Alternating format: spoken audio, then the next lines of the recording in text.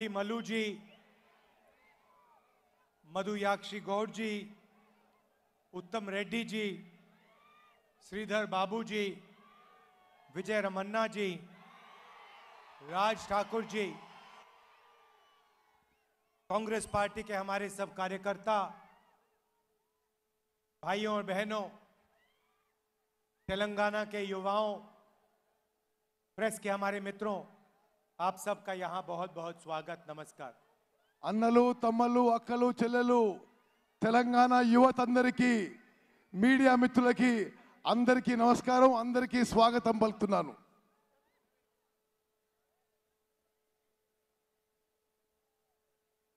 मुझे तेलंगाना आकर बहुत खुशी होती है। నాకు తెలంగాణ వస్తే ఎంతో సంతోషంగా ఉందని చెప్పి నేను మనవి చేస్తున్నాను।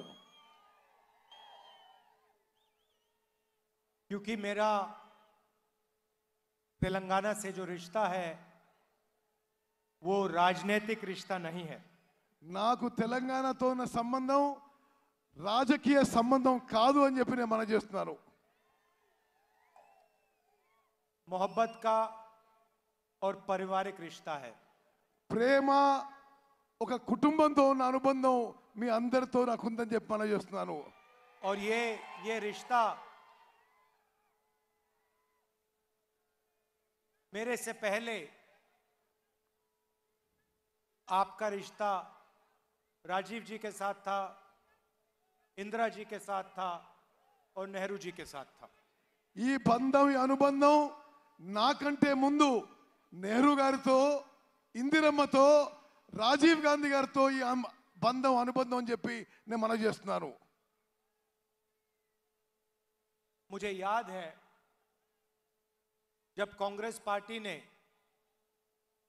तेलंगाना की जनता के साथ तेलंगाना का वायदा किया था।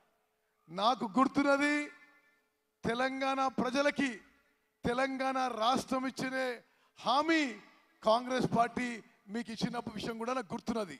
2004 में कांग्रेस पार्टी ने तेलंगाना के लोगों से कहा था कि हम तेलंगाना बनाने के बारे में सोच रहे हैं। 2004లో తెలంగాణ ఏర్పాటు చేసే ఆలోచన చేస్తున్నని చెప్పి కాంగ్రెస్ పార్టీ ప్రకటన చేసింది। और फिर सोनिया गांधी जी ने तेलंगाना का निर्णय लिया। ఆ తర్వాత గౌరవనీయులు సోనియా గాంధీ గారు తెలంగాణ రాష్ట్రం ఏర్పాటు చేయాలని నిర్ణయం తీసుకున్నారు। मैंने आपसे कहा कि रिश्ता राजनीतिक नहीं है, रिश्ता मोहब्बत का है, पारिवारिक है। నేను ముందు చెప్పినట్టుగా మీతో ఉన్న సంబంధం రాజకీయ సంబంధం కాదు, ప్రేమ ఆప్యాయత అభిమానం ఈ సంబంధం ఈ అనుబంధం అని చెప్పి నేను మనవి చేస్తున్నాను। जब सोनिया जी ने तेलंगाना की बात की थी, उन्हें मालूम था कि कांग्रेस पार्टी को राजनीतिक नुकसान हो सकता है। సోనియా గాంధీ గారు తెలంగాణ గురించి మాట్లాడినప్పుడు రాజకీయంగా కాంగ్రెస్ పార్టీకి నష్టం జరగొచ్చు అనే ఆలోచన వారి మనసులో ఉండే। मगर तब भी उन्होंने तेलंगाना की गरीब जनता के लिए, किसानों के लिए, मजदूरों के लिए यह निर्णय लिया। రాజకీయ నష్టం జరిగినా సోనియా గాంధీ గారు తెలంగాణలో పేదవారికి రైతులకి లేబర్ కోసం ఈ తెలంగాణ రాష్ట్రం ఏర్పాటు చేసిందని చెప్పి నేను మనవి చేస్తున్నాను। मगर सच्चाई है कि 10 साल बाद जो सोनिया जी का सपना था, आपका सपना था, उस सपने को आपके चीफ मिनिस्टर ने पूरा नहीं होने दिया। కానీ 10 ఏళ్ల తర్వాత కూడా 10 ఏళ్ల తర్వాత మీ కళ సోనియా గాంధీ గారి కళ ప్రత్యేక తెలంగాణ రాష్ట్రంలో నెరవేర్చకుండా ఈ ముఖ్యమంత్రి చేసిందని చెప్పి మనవి చేస్తున్నాను। और आज चुनाव से पहले लड़ाई दोराला तेलंगाना और प्रजाला तेलंगाना के बीच में है। ఈ రోజు దొరల తెలంగాణ ప్రజల తెలంగాణ మధ్య ఈ ఎలక్షన్ యుద్ధం అని చెప్పి నేను మనవి చేస్తున్నాను। एक तरफ आपके चीफ मिनिस्टर और उनका परिवार, ఒక సైడ్ ఏమో ముఖ్యమంత్రి ఆయన కుటుంబ సభ్యులు, उनका परिवार सरकार के सबसे जरूरी डिपार्टमेंट्स कंट्रोल करता है। ఆయన కుటుంబ సభ్యులు ప్రభుత్వంలో ఉన్న ముఖ్యమైన శాఖలని డిపార్ట్మెంట్ని కంట్రోల్ చేస్తున్నాయి, వారి ఆధీనంలో పెట్టుకున్నాయి। चाहे वो जमीन हो, रेत हो, शराब हो, चीफ मिनिस्टर का परिवार इन चीजों को तेलंगाना में कंट्रोल करता है। ముఖ్యమైన శాఖలు భూముల విషయంలో కానీ వేరే విషయాల్లో కానీ ముఖ్యమంత్రి కుటుంబం వారి ఆధీనంలో ఉంచుకుంటున్నారు। और वो काम चीफ मिनिस्टर जैसे नहीं, राजा जैसे करते हैं।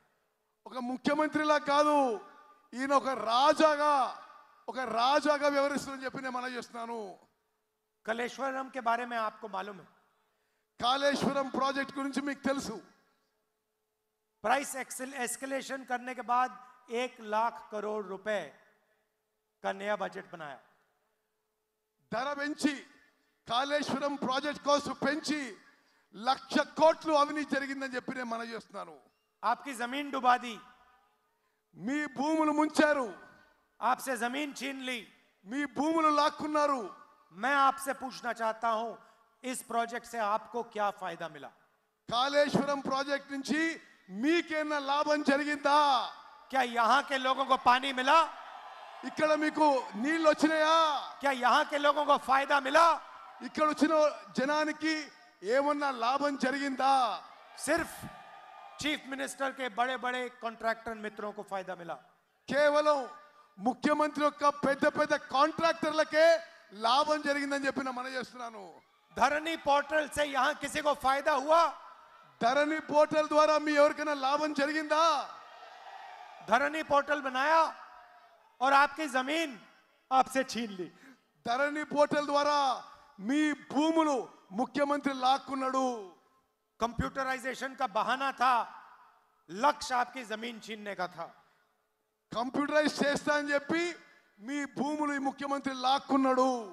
रिकॉर्ड्स को टैंपर करके बदल के तेलंगाना के गरीब लोगों से जमीन छीनी। భూముల రికార్డులని మార్చి తెలంగాణ నిరుపేద జనం భూములు లాక్కున్నాడు ముఖ్యమంత్రి। 2 BHK का स्कीम था।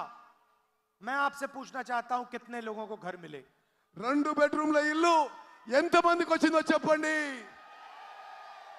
किसानों से कर्जा माफी की बात की थी, 1 लाख करोड़ रुपए आपको देने की बात की थी, कितना कर्जा माफ किया? 1,00,000 రూపాయలు రైతు రుణమాఫీ ఎంతమందికి వచ్చింది?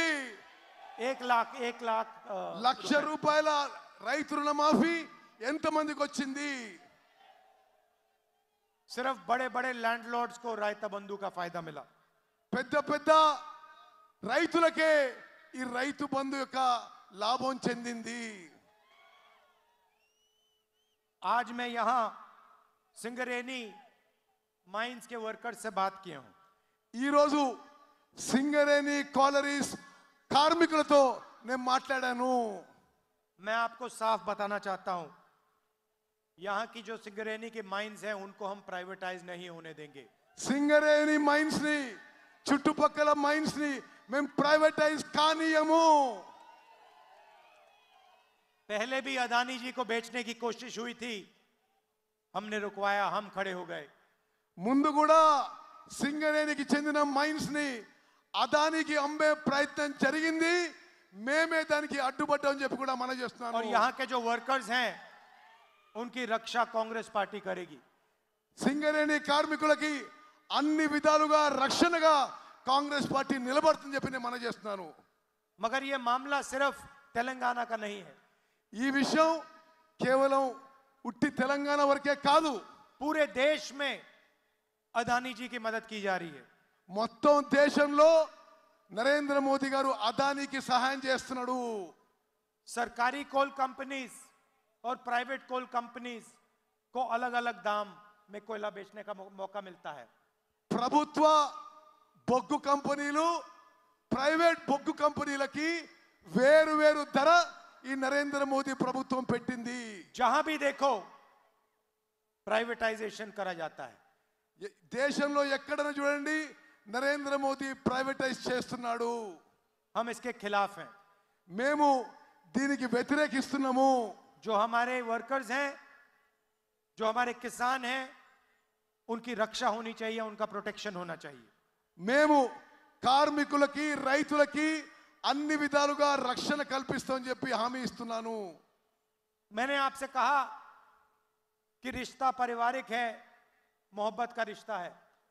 నేను మీకు చెప్పినట్టుగా మన సంబంధం ఒక కుటుంబ సంబంధం, ప్రేమ అభిమానంతో కూడిన సంబంధం అని చెప్పి నేను మనం చేస్తున్నాను. केसीआर जी ने आपसे झूठ कहे, दलितों आदिवासियों से उन्होंने कहा कि वो 3 एकड़ जमीन 15 లక్షల రూపాయలు మీ బ్యాంక్ అకౌంట్ లో వేస్తా అని చెప్పి మోసం చేసిండు.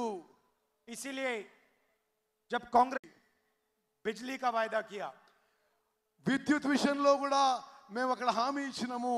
कर्नाटक में आप किसी से भी पूछ लीजिए, क्या कर्नाटक की महिलाएं बस में मुफ्त में जाती हैं, हाँ या ना?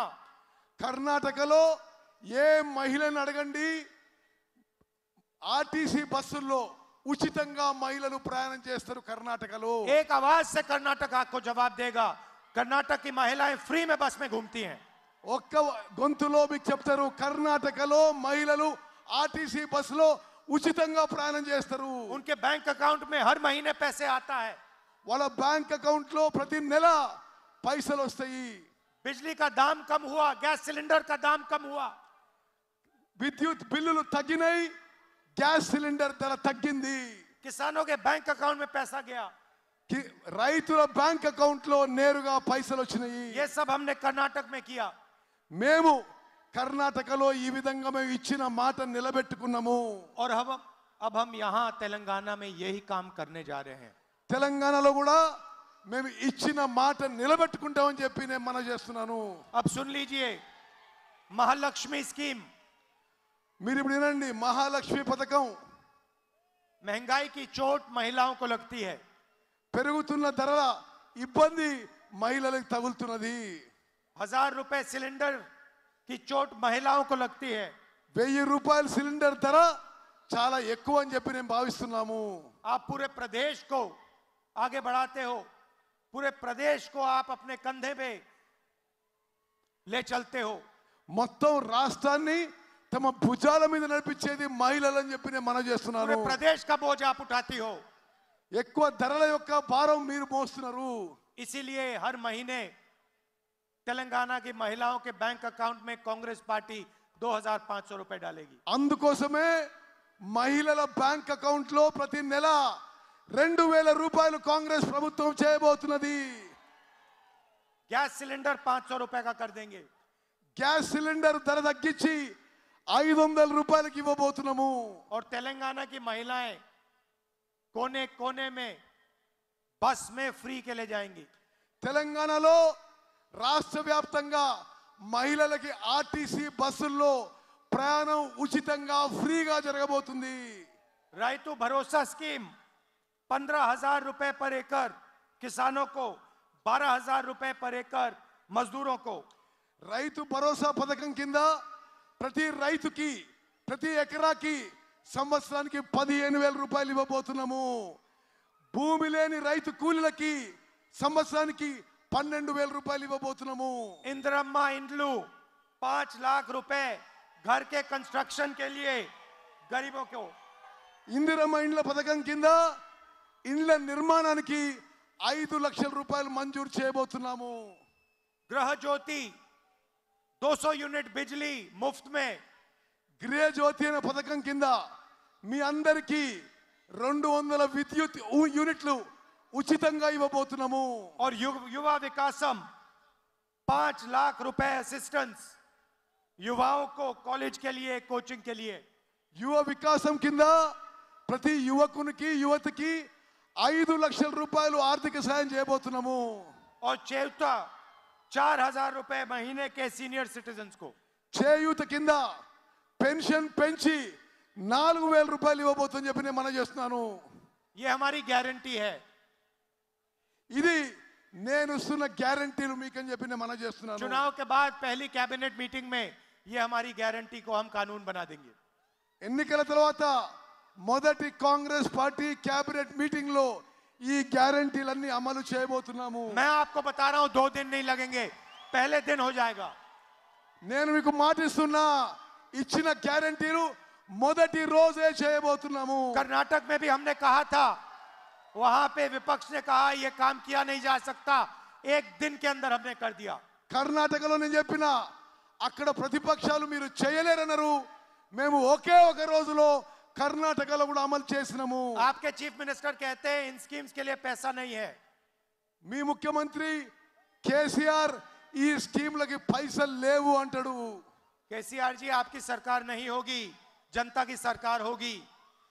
కేసీఆర్ గారు ఇక మీ ప్రభుత్వం ఉండదు, ప్రజల ప్రభుత్వం ఉందని చెప్పి నేను మనం చేస్తున్నా. जो आपके जेब में आज जा रहा है वो निकाल कर हम जनता को देने वाले हैं. ఈ రోజు మీరైతే జేబులు నింపుకుంటారో కేసీఆర్ గారు, ఆ పైసలు ప్రజల్లోకి పోతాయని చెప్పి నేను మనం చేస్తున్నాను. 1 दिन में काम शुरू हो जाएगा. గవర్నమెంట్ వచ్చిన మొదటి రోజులోనే పని మొదలవుతుంది. आपसे मैं 2 और चीजें कहना चाहता हूं. ఇంకో 2 విషయాలు మీకు మనం చేస్తాను. पहली बात, बीआरएस, बीजेपी और एमआईएम एक दूसरे की मदद करते हैं. బీఆర్ఎస్, బీజేపీ, ఎంఐఎం మూడు కూడా కలిసి ఉన్నాయని చెప్పి నేను మనం చేస్తున్నాను. बीजेपी को वोट देना, एमआईएम को वोट देना, इसका मतलब है कि बीआरएस को मदद करना. మీరు బీజేపీకి ఎంఐఎంకి ఓటేసినా అది బీఆర్ఎస్ ఓటేసినట్లే అని చెప్పి నేను మనం చేస్తున్నాను. आप देखिए, मेरे ऊपर 24 केस हैं. నా మీద 26 కేసులు ఉన్నాయి. मेरी लोकसभा की मेंबरशिप रद्द कर दी. నా పార్లమెంట్ సభ్యత్వం రద్దు చేయబడింది. मेरा घर छीन लिया. నా ఇంటిని, ప్రభుత్వ ఇంటిని గవర్నమెంట్ వాపస్ తీసుకున్నది. क्यों? क्योंकि मैं बीजेपी के सामने खड़ा रहता हूं. ఎందుకంటే బీజేపీ మీద ఎదురడ్డి పోరాడుతున్నాను. अब देखिए, आपके चीफ मिनिस्टर पे ना सीबीआई की इंक्वायरी, ना ईडी की इंक्वायरी, ना इनकम टैक्स डिपार्टमेंट की इंक्वायरी. ఇప్పుడు మీ ముఖ్యమంత్రి మీద సిబిఐ కేసు ఉండదు, ఎంక్వైరీ ఉండదు, ఈడీ కేసు ఎంక్వైరీ ఉండదు, ఇన్కమ్ ట్యాక్స్ ఉండదు, ఏమీ ఉండదు కేసీఆర్ మీద. यहां पे आपसे लाखों करोड़ रुपए लिया गया है. మీ దగ్గర నుంచి లక్షల కోట్ల రూపాయలు దోచుకున్నారు. कलेश्वरम इरिगेशन प्रोजेक्ट में आपके जेब में से पैसा निकाला गया. కాళేశ్వరం ప్రాజెక్టులో మీ జేబుల నుంచి పైసలు కేసీఆర్ దొంగలించిండు. कोई सीबीआई इंक्वायरी नहीं, कोई ईडी इंक्वायरी नहीं. ఏ సిబిఐ ఎంక్వైరీ ఉండదు, ఏ ఈడీ ఎంక్వైరీ ఉండదు అని చెప్పి మనం చేస్తున్నారు. और लोकसभा में बीआरएस बीजेपी की पूरी मदद करते हैं. లోక్సభలో, పార్లమెంట్ లో బీఆర్ఎస్ పార్టీ బీజేపీకి మద్దతుగా నిలబడుతుంది. चाहे वो जीएसटी हो या किसान बिल हो. జిఎస్టీ మీద కానీ, రైతుల బిల్లు మీద కానీ బీఆర్ఎస్ పార్టీ బీజేపీకి మద్దతుగా నిలబడ్డది. यहां पे बीआरएस को हराना है, दिल्ली में बीजेपी को हराना है. ఇక్కడ బీఆర్ఎస్ ని ఓడగొట్టాలి, ఢిల్లీలో బీజేపీని ఓడగొట్టాలి. यहां पे अपना वोट जाया मत कीजिए. बीजेपी को, एमआईएम को वोट नहीं देना है, कांग्रेस पार्टी को देना है. ఇక్కడ మీ ఓటు బీజేపీకి, ఎంఐఎంకి, బీఆర్ఎస్ కి ఓటు వేయొద్దు, కాంగ్రెస్ పార్టీకి ఓటు వేయవలసిందిగా విజ్ఞప్తి చేస్తున్నా. और यहां पे कांग्रेस पार्टी की आंधी आने वाली है. ఇక్కడ కాంగ్రెస్ పార్టీ తుఫాన్ రాబోతుంది, కాంగ్రెస్ పార్టీ వేవ్ రాబోతుంది. और कांग्रेस पार्टी के जो हमारे कार्यकर्ता हैं, वर्कर हैं, आपको इन लोगों ने 10 साल तंग किया. కాంగ్రెస్ కార్యకర్తలారా, 10 ఏళ్ల పాటు వీళ్ళు మిమ్మల్ని ఇబ్బంది పెట్టిండ్రు. आपको दबाया, मारा, कुचला, पीटा. మిమ్మల్ని ఒత్తిడి చేసే ప్రయత్నం చేసిండ్రు, కొట్టిండ్రు, మిమ్మల్ని అనేక రకాలుగా ఇబ్బంది పెట్టిండ్రు. आप हमारे शेर हो. మీరు మా పులులు అని చెప్పి నేను మనం చేస్తున్నా. और आप भूलो मत कि आपकी सरकार आने वाली है. ఏం భయపడొద్దు, మీ ప్రభుత్వం రాబోతున్నది. ये तेलंगाना की जनता की सरकार होगी, मगर ये कांग्रेस पार्टी के कार्यकर्ता की भी सरकार होगी. రాబోయేది తెలంగాణ ప్రజల ప్రభుత్వం, కాంగ్రెస్ కార్యకర్తల ప్రభుత్వం చెప్పి నేను మనం చేస్తున్నాను. और सरकार में आपको शामिल करके ये सरकार चलाई जाएगी. రాబోయే కాంగ్రెస్ ప్రభుత్వంలో కార్యకర్తల పాత్ర ఉంటుందని చెప్పి నేను మనవి చేస్తున్నాను. अब मैं आपसे आखिरी बात कहना चाहता हूं, जो शायद सबसे जरूरी बात. ఆఖరి మాట చాలా ముఖ్యమైన మాట నేను మనవి చేస్తున్నాను. कुछ दिन पहले मैंने पार्लियामेंट में कास्ट सेंसस पे भाषण दिया. నేను కొన్ని రోజుల క్రితం పార్లమెంట్ లో కుల గణన గురించి, క్యాస్ట్ సెన్సస్ గురించి మాట్లాడడం జరిగింది. नरेंद्र मोदी जी और आपके चीफ मिनिस्टर ओबीसी की बात करते हैं. నరేంద్ర మోదీ, కేసీఆర్ ఓబీసీ గురించి మాట్లాడతారు. जहां भी जाते हैं ओबीसी की बात करते हैं प्रधानमंत्री. ఎక్కడ పోయినా ప్రధానమంత్రి ఓబీసీల గురించి మాట్లాడతాడు. तो मैंने पार्लियामेंट में एक सवाल पूछा. నేను పార్లమెంట్ లో వాళ్ళని ఒక ప్రశ్న అడిగినా. मैंने प्रधानमंत्री से पूछा कि अगर आप ओबीसी की इतनी मदद करते हो तो कास्ट सेंसस का जो डेटा है उसको आप पब्लिक क्यों नहीं बनाते? మీరు, నేను నరేంద్ర మోదీని పార్లమెంట్ లో అడిగినా, మీరు ఓబీసీ మాట మాట్లాడతారు, క్యాస్ట్ సెన్సస్ డేటా మీరు పబ్లిక్ ఎందుకు చేయరు అని మాట్లాడినా. जो हमने जाति जनगणना किया था जब हमारी सरकार थी दिल्ली में, उसके आंकड़े आप पब्लिक को क्यों नहीं बताते? మా ప్రభుత్వం ఉన్నప్పుడు కుల గణన లెక్కలైతే ఉన్నదో, క్యాస్ట్ సెన్సస్ లెక్కలైతుందో అది పబ్లిక్ చేయాలి అని చెప్పి నేను నరేంద్ర మోదీకి చెప్పాను. मैं आपको एक छोटा सा उदाहरण देता हूं. ఒకటే మీకు ఉదాహరణ ఇస్తా నేను. हिंदुस्तान की सरकार को 90 अफसर चलाते हैं. భారత ప్రభుత్వాన్ని 90 మంది అధికారులు నడిపిస్తారు. हर मिनिस्ट्री में सेक्रेटरी होता है, दिल्ली में वो सरकार चलाता है. ప్రతి మంత్రిత్వ శాఖలో ఒక కార్యదర్శి ఉంటాడు, ఆయన్నే ప్రభుత్వాన్ని నడిపిస్తాడు. आप मत सोचिए कि हिंदुस्तान की सरकार को मेंबर ऑफ पार्लियामेंट चलाते हैं. భారత ప్రభుత్వాన్ని పార్లమెంట్ సభ్యులు నడిపియరు. हिंदुस्तान की सरकार को ये 90 अफसर चलाते हैं. భారత ప్రభుత్వాన్ని ఈ 90 మంది అధికారులు నడిపిస్తారు. बजट में जो भी पैसा अलग अलग मिनिस्ट्रियों में जाता है, स्कीम्स में जाता है, वो निर्णय ये 90 लोग लेते हैं. బడ్జెట్ లో, స్కీమ్స్ లో భారత ప్రభుత్వం యొక్క పైసలు కేటాయించడం ఈ 90 మంది అధికారులు చేస్తారు. मनरेगा में कितना पैसा जाएगा, आदिवासियों को कितना पैसा मिलेगा, मजदूरों को कितना पैसा मिलेगा, कौन सी कंपनियां प्राइवेटाइज होंगी, ये सारे के सारे निर्णय ये 90 अफसर लेते हैं. మన్రేగా కింద ఎన్ని పైసలు పోవాలి, కార్మికులకు ఎన్ని పైసలు పోవాలి, రైతులకు ఎన్ని పైసలు పోవాలి, ఏ స్కీమ్కి ఎన్ని పైసలు పోవాలి, ఏ కంపెనీని అమ్మేయాలి, ఈ అధికారులే నిర్ణయం తీసుకుంటారు. तो मैंने पार्लियामेंट में नरेंद्र मोदी से यह सवाल पूछा, मोदी जी ये 90 लोग हिंदुस्तान को चलाते हैं, आप ओबीसी की बात करते हो, इन 90 लोगों में से ओबीसी कितने हैं? నేను పార్లమెంట్ లో నరేంద్ర మోదీ గారిని అడిగినా, భారతదేశాన్ని నడిపే 90 మంది కార్యదర్శుల్లో ఓబీసీలు ఎంతమంది అని చెప్పండి అని అడిగినా. आप कहते हो कि ओबीसी को आप शक्ति देते हो, तो आप मुझे बता दो इन 90 में से ओबीसी कितने हैं, और जो बजट है उसमें कितने प्रतिशत पैसे का निर्णय ओबीसी अफसर लेते हैं? నేను మోదీ గారిని అడిగినా, మొత్తం భారతదేశం బడ్జెట్ ఈ 90 మంది అధికారుల్లో ఓబీసీలు ఎంతమంది, వాళ్ళ నిర్ణయ అధికారులు ఎంత అని చెప్పి అడగడం జరిగింది. प्रधानमंत्री ने 1.5 घंटे बात की, मेरे सवाल का जवाब नहीं दिया. ప్రధానమంత్రి పార్లమెంట్ లో గంట సేపు మాట్లాడిండు, కానీ నా ప్రశ్నకి జవాబు ఇవ్వలేదు. भाइयों और बहनों, हिंदुस्तान का बजट 44 लाख करोड़ का है. అక్క చెల్లెలు, అన్నదమ్ములు, భారత ప్రభుత్వం యొక్క బడ్జెట్ 44 లక్షల కోట్ల రూపాయలు. उस बजट को, उसमें पैसा कहां जाता है, कैसे जाता है, वो निर्णय ये 90 लोग लेते हैं. ఈ 44 లక్షల కోట్ల రూపాయలు ఎక్కడికి పోవాలి, ఎట్లా చేయాలని ఈ 90 మంది అధికారులు డిసైడ్ చేస్తారు. भाइयों और बहनों, 90 में से सिर्फ 3 अफसर ओबीसी वर्ग के हैं।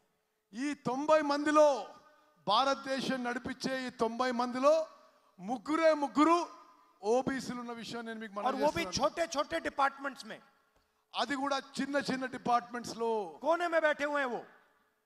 వాళ్ళకి ఎక్కడ కూడా ముఖ్యమైన పదవులు లేవు. भाइयों और बहनों, बजट में से सिर्फ 5% निर्णय ये 3 अफसर लेते हैं।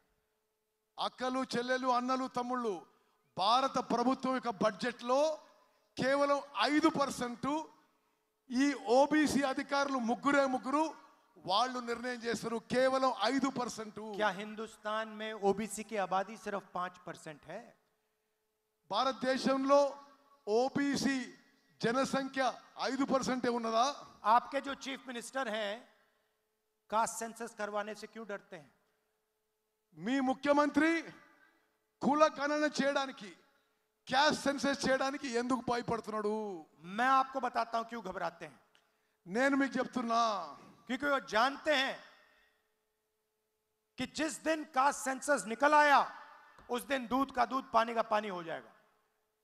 ఎప్పుడైతే క్యాస్ట్ సెన్సస్ అవుతుందో స్పష్టంగా ఏ కులానికి ఎంత సంఖ్య వస్తుందో తేలిపోతుందని చెప్పి కేసీఆర్ క్యాస్ట్ సెన్సస్ చేయడం లేదు. तेलंगाना के लोगों को बात समझ आ जाएगी कि तेलंगाना के बजट को कौन कंट्रोल करता है, पैसा कौन इस्तेमाल करता है, पैसा कहां जाता है और कहां आता है। తెలంగాణ ప్రజలకి స్పష్టంగా అర్థమవుతుంది తెలంగాణ ప్రజల డబ్బు ఎవరు ఉపయోగిస్తున్నారు, ఎటు పోతుంది, ఏడ ఖర్చు పెడుతుందని చెప్పి క్యాస్ట్ సెన్సస్ అయితే జరుగుతుందని చెప్పి నేను మనకి. इसीलिए आपके चीफ मिनिस्टर यहां और नरेंद्र मोदी वहां कास्ट सेंसस नहीं करवाना चाहते। అందుకోసమే ఇక్కడ మీ ముఖ్యమంత్రి, అక్కడ నరేంద్ర మోదీ క్యాస్ట్ సెన్సస్ చేయడం లేదు. और मैं आपको बता रहा हूं, जैसे हमारी यहां सरकार आएगी तेलंगाना में कास्ट सेंसस का यहां काम शुरू हो जाएगा। తెలంగాణలో కాంగ్రెస్ ప్రభుత్వం రాగానే క్యాస్ట్ సెన్సస్ పని మొదలు పెడతాము. और जो तेलंगाना का सच्चा सपना है उस पर काम शुरू हो जाएगा। తెలంగాణ నిజమైన ప్రగతి మేము మొదలు పెడతాము. और यही काम हम हिंदुस्तान में भी करेंगे। ఢిల్లీలో ప్రభుత్వం రాగానే ఇదే పని అక్కడ కూడా మొదలు పెడతాము. चुनाव का समय है, मैं अब यहां काफी घूमा हूं, मैं आपको बता सकता हूं कि कांग्रेस पार्टी की लहर आ रही है। నేను ఇక్కడ తెలంగాణలో చాలా తిరిగి ఉన్నా, స్పష్టంగా చెప్తున్నా, తెలంగాణలో కాంగ్రెస్ తుఫాను, కాంగ్రెస్ వేవ్ రాబోతున్నది. जैसे सुनामी आती है वैसे कांग्रेस पार्टी की सुनामी आने वाली है। తెలంగాణలో సునామీ వచ్చినట్టుగా కాంగ్రెస్ సునామీ రాబోతుంది మనం చూస్తున్నా. और ये कांग्रेस पार्टी की ये जो तूफान है ये कांग्रेस पार्टी का कार्यकर्ता ला रहा है। ఈ కాంగ్రెస్ తుఫాను కాంగ్రెస్ కార్యకర్త తీసుకొచ్చిన మనం చేస్తున్నా. 10 साल आपने हमारा झंडा उठाया, 10 ఏళ్ళు మీరు మా జెండా మోసినరు, 10 साल आपने लाठी खाई, 10 ఏళ్ళు మీరు లాఠీ దెబ్బలు తిన్నారు. अब आपका समय आने वाला है, మీ సమయం వచ్చేసింది. आपको एक कदम पीछे नहीं हटना है। ఒక్క అడుగు కూడా ముందుకేయొద్దు, जो వెనకకేయొద్దు. कांग्रेस पार्टी के और तेलंगाना की सच्चाई है, आप तेलंगाना की जनता को, युवाओं को, माताओं को, बहनों को बताओ। ఈ విషయం, ఈ నిజం తెలంగాణలో కాంగ్రెస్ తల్లులకి, యువకులకి మీరందరూ చెప్పాలి. आप बताओ कि तेलंगाना को आपके चीफ मिनिस्टर ने लूटा है। మీరు తెలంగాణలో ముఖ్యమంత్రి తెలంగాణ ప్రజానికి లూటీ చేసిందని చెప్పి చెప్పాలి. और आप बताओ कि कांग्रेस पार्टी जो तेलंगाना का सपना था उसे पूरा करना चाहती है और पूरा करेगी। తెలంగాణలో మీ స్వప్నం కాంగ్రెస్ పార్టీ పూర్తి చేస్తుంది, మీ కల పూర్తి చేస్తుందని చెప్పి మనం చేస్తున్నాను. आप सब यहाँ आए, शाम का समय है, दूर दूर से आए हैं, इसके लिए दिल